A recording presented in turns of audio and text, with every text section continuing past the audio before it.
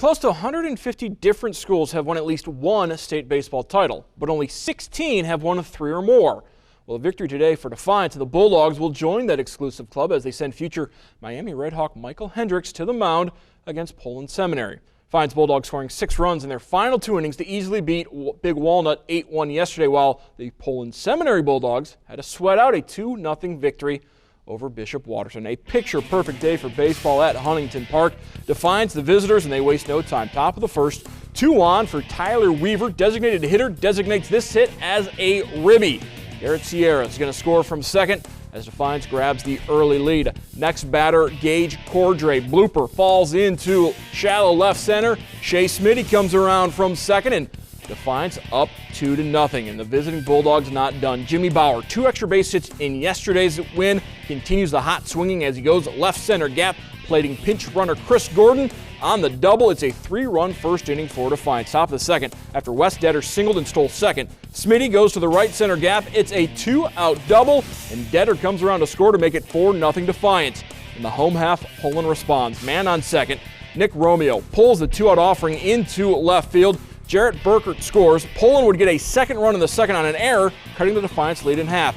Bottom of the third, after a leadoff single, Michael Hendricks gets the comebacker and starts the 1-6-3 double play to get out of the jam. Go to the top of the fourth. Defiance with 2 outs. Detter reaches base, steals second again, and once again Smitty drives him home. A 5-2 lead for Defiance. Smitty 2 for 3 with 2 runs driven in. Detter scored a pair as well.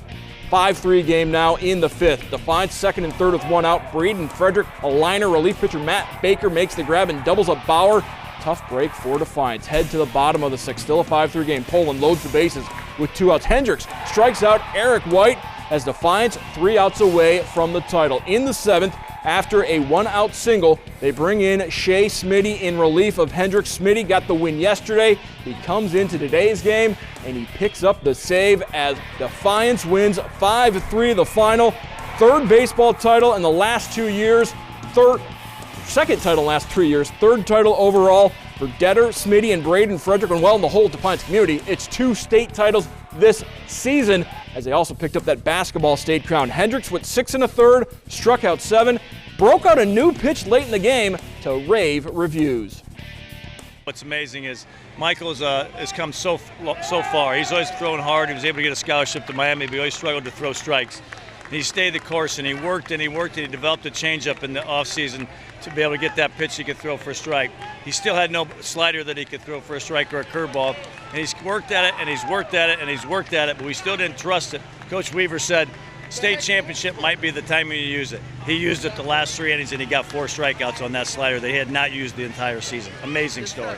Oh, it's a dream come true, you know. It's something you dream about your entire life, and we live the dream today, and that's the greatest thing ever. It's incredible. It's an awesome feeling, back-to-back, and we've all believed we could do it, and we were a great team, and our bond was incredible, and got it done. Before even the basketball team did that, you know, we knew we were going to have a great season, but seeing the basketball team do it, you know, we told ourselves, you know, they could do it, we can do it. So we just went out there and played a heck of a season and finished it off right. You want to talk about March? I was fortunate enough to do the radio for our basketball team, and to watch that thrill and the community that surrounds the kids, and I get to watch it more as a spectator than a coach, and to see the kids' faces and to see those kids you have in class, and to win that first state championship in basketball was really special.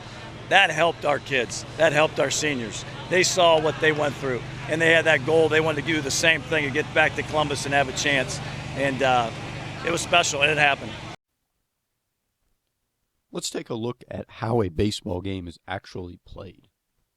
You'll recall that the player who stands in the middle of the infield is the pitcher, and at the start of every baseball game, the pitcher will stand on the mound with the ball. He will push off the rubber, and he will throw the ball home towards home plate. When the pitcher throws the ball, this is called a pitch, and this is where everything in baseball starts. At this point, the batter will have only a fraction of a second to make a decision. Should I swing or not? If the batter does swing, either he will hit the ball or he won't hit the ball.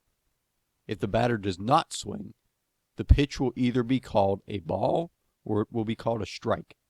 And that is what this video is going to be about, balls and strikes.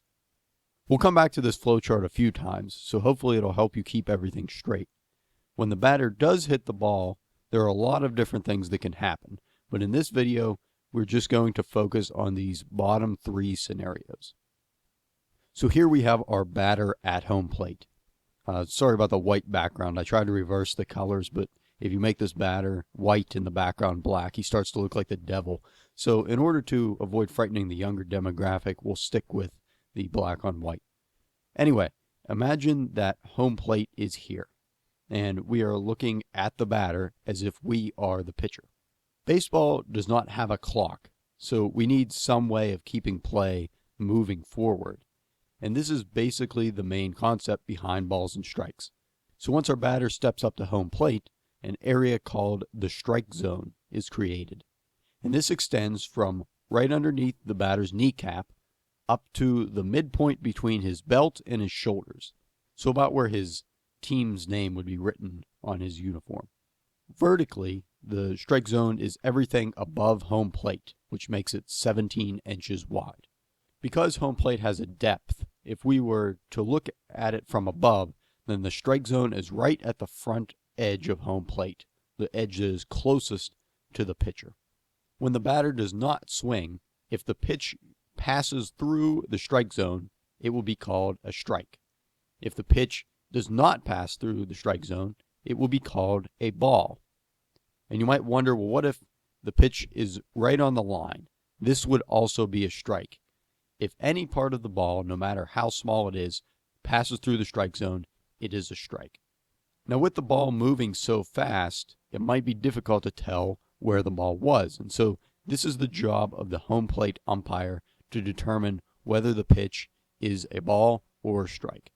And this is why, like in this photo, you will usually see the umpire crouch down behind the catcher so he can get as good of a view as possible as to where the pitch is. So when the pitch comes in, the umpire will literally say out loud either ball or strike so that everybody knows what his call has been for that pitch. And usually for a strike, you might even see him point out to the side, make some kind of hand motion to signal that it was a strike. So the only way that a pitch can be a ball is if the batter does not swing at it and it does not go through the strike zone. There are a few ways that a pitch can be a strike. The first one we just saw, if the batter does not swing and the pitch goes through the strike zone, the umpire will call it a strike. The second way to get a strike is if the batter swings at the pitch and misses. And the third way is if the batter does hit the ball, but it goes foul. So remember that everything outside of the foul lines that run down the first and third baseline is considered to be foul territory. So if the ball is hit into foul ground or foul territory, this is called a foul ball, and it will count as a strike. Let's jump back to our flow chart, which appears to have grown since the last time we saw it. And we'll see here what we just looked at. Not swinging at a pitch can result in a pitch inside the strike zone, which would be called a strike by the umpire, or it can result in a pitch that was outside the strike zone, which the umpire would call a ball. If you swing at the pitch and miss it, this is a strike as well. And finally, if you do hit the ball and it goes into foul territory rather than fair territory, this is also a strike. So you might have noticed here that 4 out of 5 of our branches have resulted either in a ball or a strike. And so balls and strikes, I guess you could say, will happen a lot. You'll probably see over 200 pitches in every baseball game, and the vast majority of them will either be just called balls or strikes, rather than pitches that are hit into fair territory or result in something else. I said earlier that balls and strikes exist to keep the game moving forward. So let's take a look at how that works. This is with something called the count. Oh, sorry, not that count. There we go. The count refers to the number of balls and strikes that a batter has seen during his at-bat. And the way that we say this is the number of balls and then the number of strikes.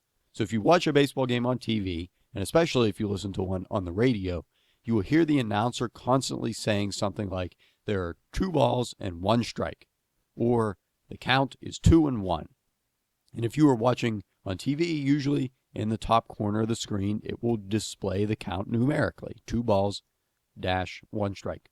So where does this end? Or I guess you could say, how high can the count go? Can you have a count of 10 balls and 8 strikes?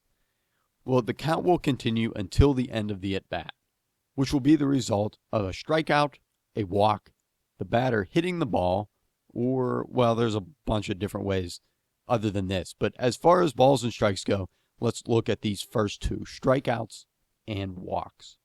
A strikeout happens when the batter receives 3 strikes in his at-bat.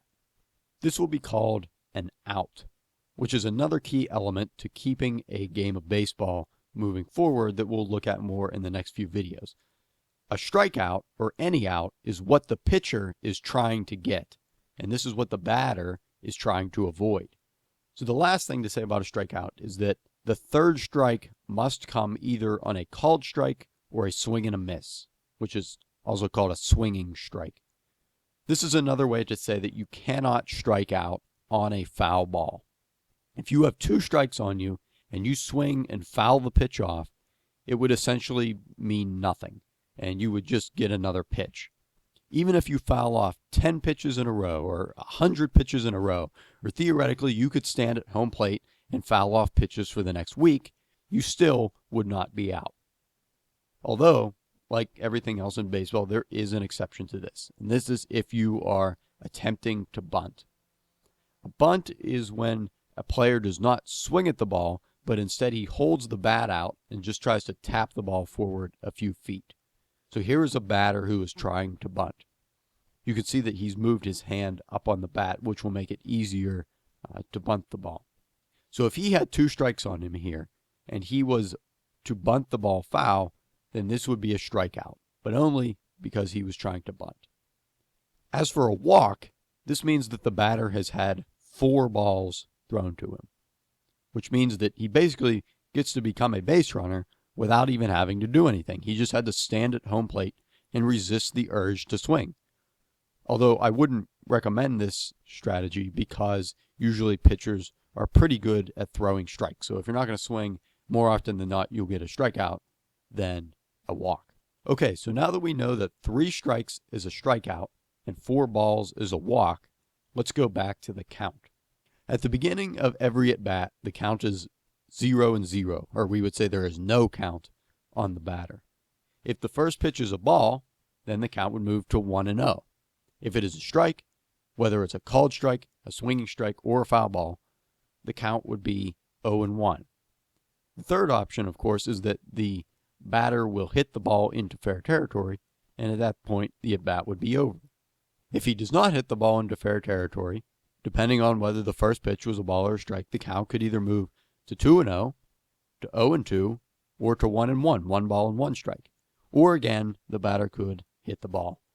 So I think you can see where this is going. The batter can end the at-bat by hitting any pitch into fair territory, or he can continue taking balls and strikes until it reaches 3 balls and 2 strikes, which is what we refer to as a full count. Why is this called a full count?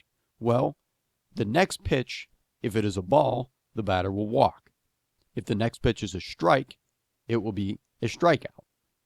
A foul ball, again, a foul ball that the batter swung at and not bunted, will not end the at-bat. And this is why, or at least one of the reasons why, as you may have heard, that a baseball game could potentially last forever. Or finally, of course, the batter could hit the ball into fair territory.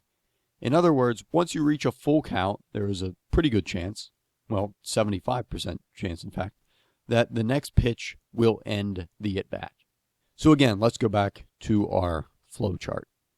Everything in baseball starts with the pitch. Either the batter will swing or he will not swing. If he does not swing, either the umpire will call a strike if the ball was in the strike zone, or he will call a ball if it is not. If the batter does swing and he misses it, it is a strike. If he swings and he hits the ball into foul territory, this is also a strike. The balls and the strikes are added up in the count, which is 0-0 at the beginning of every at-bat and can work its way up to a full count of 3 balls and 2 strikes.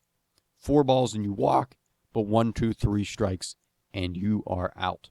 So that's a lot of info, and while it probably still seems really complicated, especially if you're brand new to baseball, I promise that after watching 2 or 3 games, balls and strikes will become second nature to you.